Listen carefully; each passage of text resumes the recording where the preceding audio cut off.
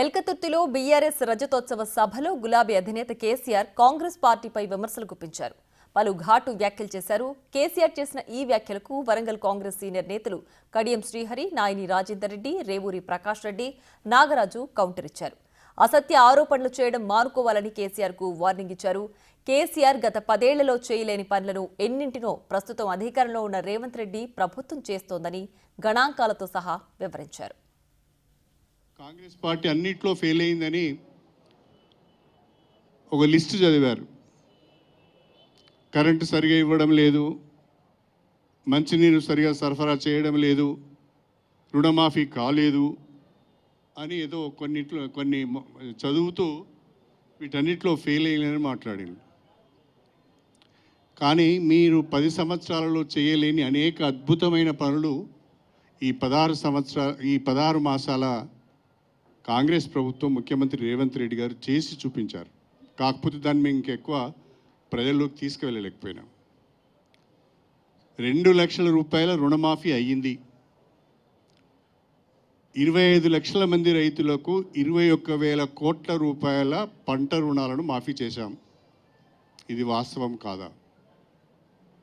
దేశంలో ఎక్కడ లేని విధంగా 21,000 కోట్ల పంట రుణాల మాఫీ ఒక తెలంగాణలోనే జరిగింది. ఇది నిజం కాదంటారా? దేశంలో ఎక్కడ చేయని విధంగా కులగణన తెలంగాణలో జరిగింది. తెలంగాణను రోల్ మోడల్గా తీసుకోవాలని చెప్పి మా నాయకుడు రాహుల్ గాంధీ గారు చాలా స్పష్టంగా ఇతర రాష్ట్రాలకు అదే సందేశం ఇవ్వడం జరిగింది. చేయలేదు, అది చేయలేదని మాట్లాడుతాను. 15 నెలలు 16 నెలలు అయింది మేము వచ్చి. వీలైన కాడికి చేస్తే ఆయనకు ఒకటే ఒప్పడ్డదంటే బస్సు, అది కూడా చిక్కలు పట్టుకొని కొట్టుకుంటానట ఆయనకు.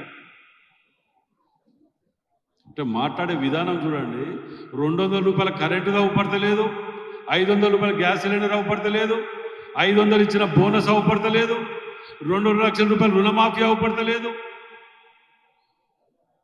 అంటే ఇవి ఏవి కళ్ళలాగా ఏం అవపడకుండా వచ్చిరాని మాటలు విచ్చలవిడిగా అబద్ధాలు మాట్లాడుకుంటా మేము గతంలో ఏమో చేసినాం, మేమేమో పీకినామని చెప్పే విధంగా మాట్లాడిందే.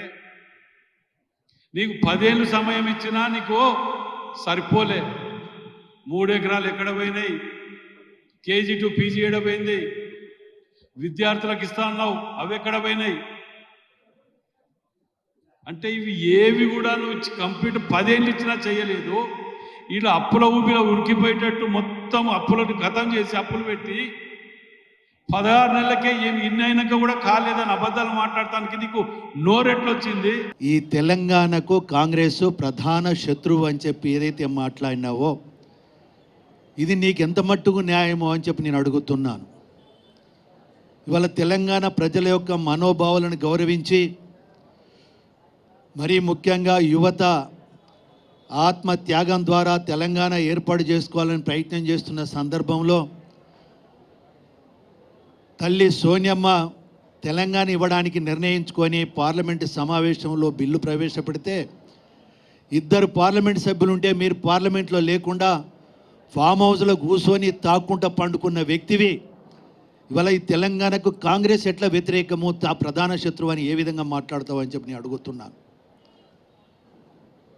ఇవాళ తెల్లారి లేచి నీ కొడుకు అల్లుడు వచ్చి రాత్రి బిల్లు పెట్టిందని చెప్పంటే అప్పటికప్పుడు మనవరాలను ఎంబడేసుకొని పోయి గౌరవనీయురాలైన సోనియా గాంధీ గారి యొక్క కాళ్ళు మొక్కి మీరు తెలంగాణ ఇచ్చారు, మా పార్టీని కూడా మీలో వినియోగం చేస్తాం, మీ సహకారంతో అక్కడ మనం ప్రభుత్వం స్థాపిస్తామని చెప్పిన వ్యక్తివి వీడికి వచ్చి మళ్ళీ మడమ తిప్పి తప్పుడు మాటలతోటి తప్పుడు వాగ్దానాలతోటి అధికారంలోకి వచ్చి ఈ 10 సంవత్సరాలు ఈ రాష్ట్రాన్ని దోచుక తిన్న మాట వాస్తవం అవునా కాదా?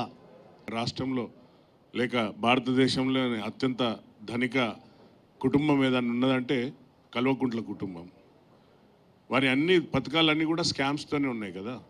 వారి స్కీమ్స్ అన్నీ స్కామ్స్తోనే ఉన్నాయి. లిక్కర్ స్కామ్, గొర్రెల స్కామ్, చేపల scam, KCR kit scam, double bedroom కట్టినవి కూడా స్కామే. అవి తంతే గోడలు ఊడిపోతున్నాయి. అన్ని స్కామ్స్తో నిండినాయి తప్ప కాళేశ్వరం అది కూలేశ్వరం అయిపోయింది.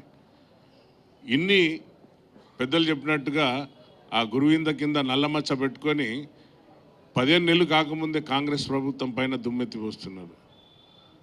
రైతులను ఆదుకునే పార్టీ కాంగ్రెస్ ప్రభుత్వం, రైతుల పక్షపాతి కాంగ్రెస్ ప్రభుత్వం, పేదల పక్షపాతి కాంగ్రెస్ ప్రభుత్వం, వారి కడుపు నిండా అన్నం పెట్టే ప్రభుత్వం, పేదలను హక్కున చేర్చుకునేది కాంగ్రెస్ ప్రభుత్వం. ఎన్ని పథకాలు చెప్పని స్కీమ్లను కూడా నెరవేర్చుకుంటూ ముందుకు పోతుంది క్యాబినెట్.